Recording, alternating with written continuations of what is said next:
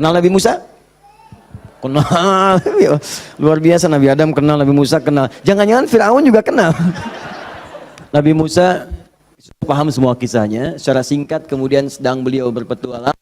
Secara singkat ya, jalan menemukan dua orang berselisih. Berselisih sampai mau berantem, dipisah sama Nabi Musa. Dipisah. Udah dipisah sama beliau, pisah, jangan begini, ini nggak bagus. Dipisahin singkatnya.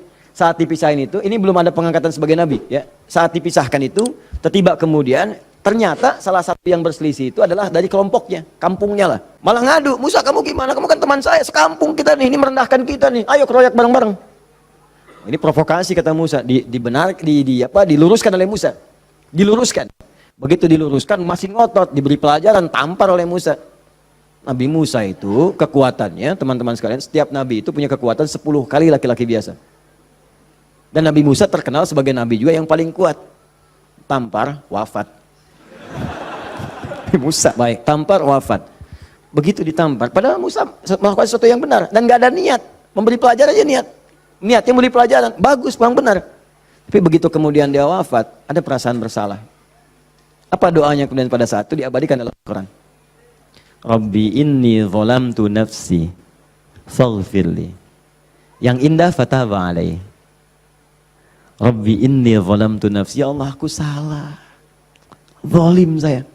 Padahal nggak diniatin loh Pak Bu, nggak diniatin, cuman kejadian gitu kan. Dan itu belum ada pengangkatan sebagai nabi, belum. Nanti diangkatnya setelah bertemu nanti kisah yang lainnya. Ini secara singkatnya terjadilah peristiwa itu. Rabbi inni zalamtu nafsi. Jadi kalau ada di antara kita, misal pernah berbuat siapapun, tingkat kesalahannya sampai ke sini, tidak sengaja, atau pernah berbuat yang serupa, cepat taubat.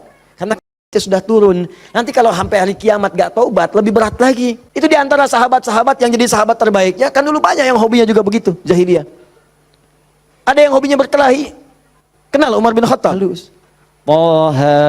Tersentuh, masuk Islam. Lalu kasarnya berubah menjadi tegas. Dipakai melindungi Nabi SAW. Dipakai menegakkan syariat dengan baik. Kehalusannya muncul. Sampai datang, tengok orang jadi khalifah, perhatikan orang. Luar biasa. Tegasnya muncul. Ya, waktu Abdullah bin Ubay bin Salul itu, seorang munafik, kalau sholat di belakang Nabi, saf paling depan. Tapi begitu bubar, provokator paling pertama Abdullah bin Ubay bin Salul. Begitu keluar, Muhammad nih SAW. Mecah belah kita aja.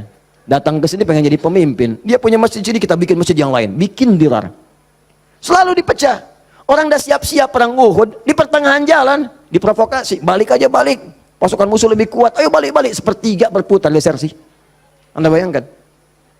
Tapi apakah Nabi langsung menghukumi? Tidak. Nabi kenapa nggak dihukumi? Umar, gregetan saya. Ya, kata Nabi, kan belum jelas kelihatan nampaknya. Nanti jadi fitnah, pecah nanti semuanya karena dia masih dianggap pemimpin di kalangan yang lainnya. Biarlah nampak nanti Allah berikan hujahnya untuk dia. Satu kali, tapi kalau di depan baik, di belakang menusuk dari belakang. Satu kali sakit. Begitu saat sakit itu anak Abdullah bin Ubay bin Salul, anaknya namanya Abdullah, baik, soleh. Nah ini juga jangan simpulkan kalau keluarga misalnya bapaknya nggak bagus, pasti anaknya nggak bagus. Belum tentu. Belum tentu. Kenal Abu Jahal? Anaknya Ikrimah. Bapaknya musuh Nabi luar biasa. Anaknya pembela Nabi yang paling hebat. Penunggang kuda yang dahsyat. Saf paling depan kalau jihad. Sampai Nabi itu dengan menghormati Ikrimah tidak pernah menyebut Abu Jahal di depan Ikrimah. Jangan singgung bapaknya. Jangan. Supaya anak ini dalam ketenangan. Abdullah bin Ubay bin Salul anaknya taat, namanya Abdullah juga. Sakit bapaknya datang kepada Nabi. Ya Rasulullah, bapak sakit, kata Nabi, yang berikan ini, kasih air, berangkat pulang sana. Katakan dari Nabi. Datang senang pulang. Ya abadi papa ini dari Nabi. Apa sih Muhammad? Lempar, habis. Sampai sekarat disampaikan, datanglah Nabi ke rumahnya. Begitu datang ke tempatnya, apa yang dikatakan? Manjanya luar biasa. Ya Rasulullah, itu di depan Abu Bakar, ada Umar dan yang lain-lain. Ya Rasulullah, biarkan aku wafat dengan mengenakan jubah terluarmu. Apa kata Umar? Ya Rasulullah, izinkan aku memenggal kepalanya.